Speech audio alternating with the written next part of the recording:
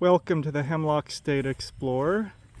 Today we are at Cook Forest State Park, and I'm really excited for this one because we're going to share an adventure with you through an old growth forest at the Forest Cathedral Trail.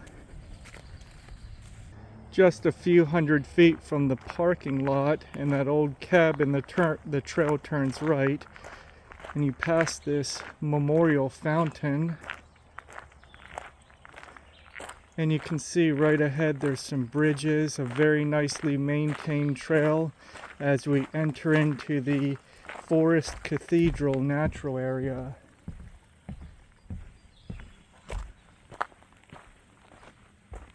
There are multiple trails through the Forest Cathedral natural area. We're going to take the ancient forest trail, turning right as you see here.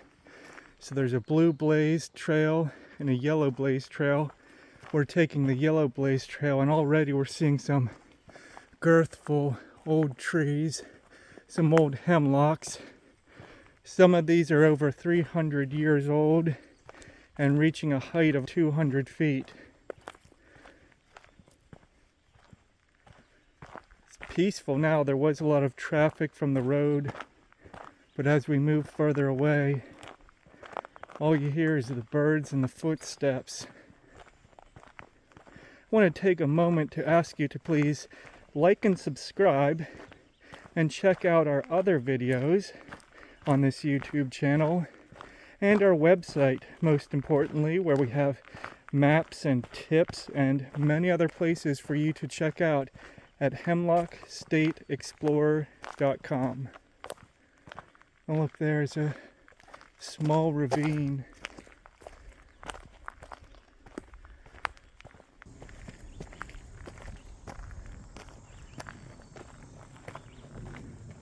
Green from the moss and ferns, and a small bridge that crosses the ravine as the trail curves right and up the hill.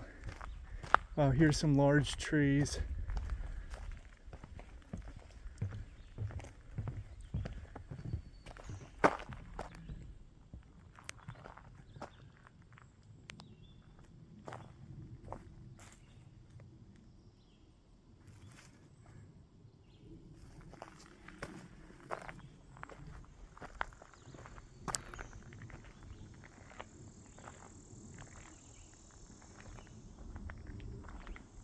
Yeah, you don't see trees like this every day and in every place.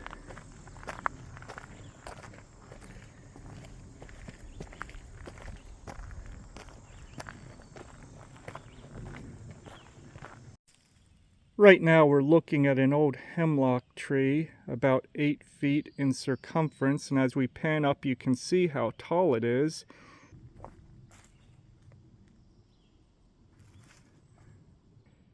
The Cathedral Forest Natural Area is a special place because it's one of the few places left in Pennsylvania where you can see trees this large and this old. And as we pan up, you can see that the top of the tree is actually lost in the canopy. You can just see the top there. We'll come back down.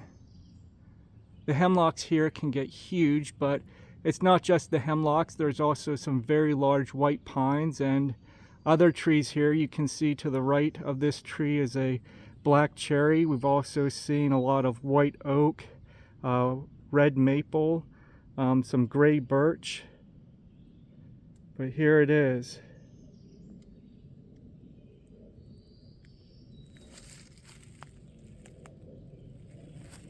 Another large hemlock. There's some fallen. We'll get you another shot of the canopy.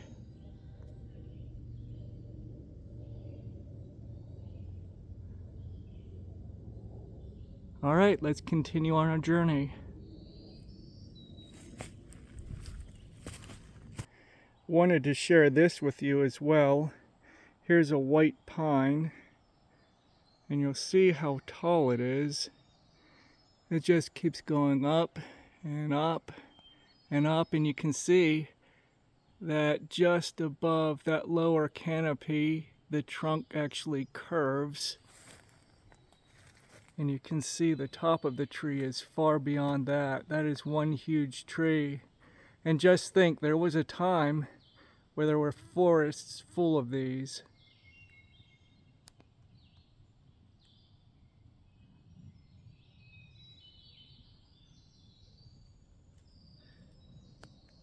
All right, let's get back on the trail and see some more huge trees. Actually, there's two more right ahead of us. Let's just go up these trees real quick and then we'll get back on the trail.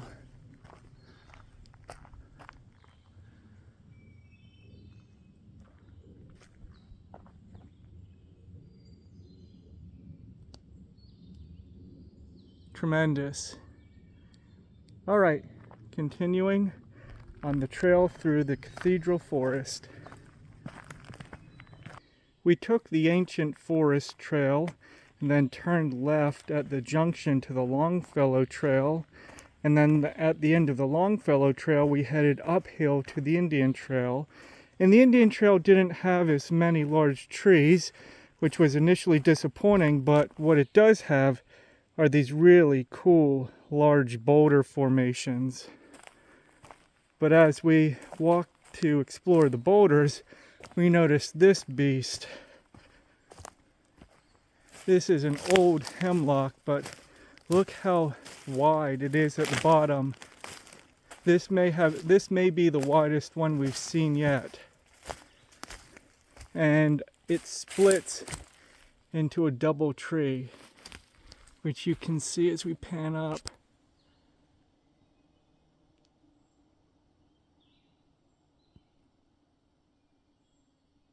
Wow, let's see if we can get around where the sun is not shining in our face.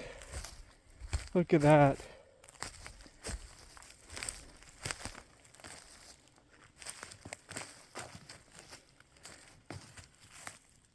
Very cool. This is even a better shot on this side. And we can go farther up the tree.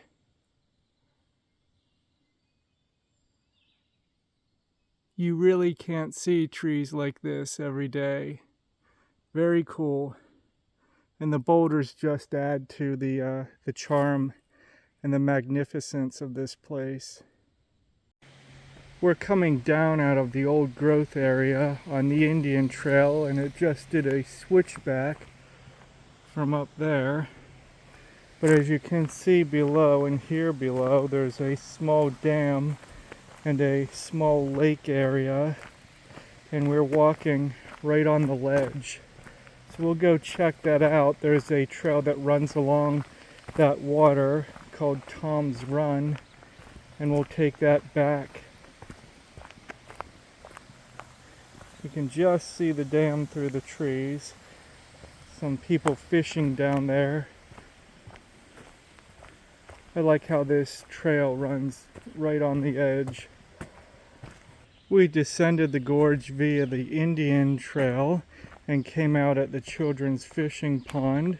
From there we turned left and passed the cabin area onto the rhododendron trail. And one of the fun things about this trail is the swinging bridge, which you see before you. It's one of those bridges that makes you feel like you've just gotten off a boat after crossing it. So come across with us. I can feel on the ramp even some give. And now the bridge is swinging, as you can see. Water sounds nice. We'll pause just to give you a view of the stream. Still bouncing up and down. Across the bridge. Really shaking again. So this would be great. I can just see kids running back and forth across this. Yeah, I do feel a certain sense of my equilibrium being off of that. We're approaching the parking area where we started, and we're about to cross the fourth bridge now across Tom's Run. That was the swinging bridge and then 3 other bridges similar to this. So this was a unusual hike in that we got to see some old growth forest that you can't just find anywhere. Here's one last view of Tom's Run before we head back. We'll take a look this way. Not much to see on account of the foliage. And here we are, back where we started at the Forest Cathedral Trail. That was a really exceptional trail in that we got to see some tremendous old growth forest that you can't just see anywhere. But there's more than that in Pennsylvania to see, so stay tuned for future adventures at old growth forests. Thanks for joining us. You can check out all of our adventures at hemlockstateexplorer.com. Please like, subscribe, and share.